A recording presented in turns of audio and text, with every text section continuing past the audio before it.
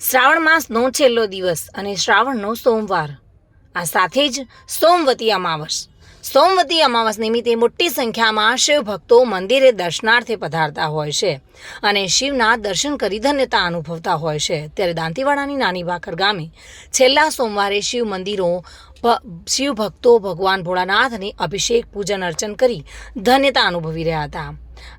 શ્રાવણ અમાસ નિમિત્તે ભક્તોએ પીપળાના વૃક્ષને પાણી પાઈને પ્રદક્ષિણા કરી હતી. સોમવતી અમાવસના દિવસે પીપળાના વૃક્ષને 108 પ્રદક્ષિણા કરવામાં આવે છે અને આ વખતે યોગાયોગ બન્યું હતું કે 73 વર્ષના યોગ દરમિયાન વર્ષો બાદ શ્રાવણની શરૂઆત પણ સોમવારે થઈ હતી અને પૂર્ણાહુતિ પણ સોમવારે થઈ હતી, જેને લઈને ભક્તોમાં અનેરો ઉત્સાહ જોવા મળી રહ્યો હતો.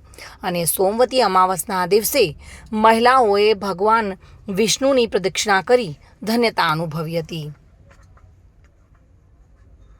ત્યારે દાંતીવાડાની નાની ભાખર ગામે શિવ મંદિરમાં સમસ્ત ગ્રામજનો મંદિરે યજ્ઞ તથા ભોજન પ્રસાદનું આયોજન કર્યું હતું અને સહભાગી પણ થયા હતા.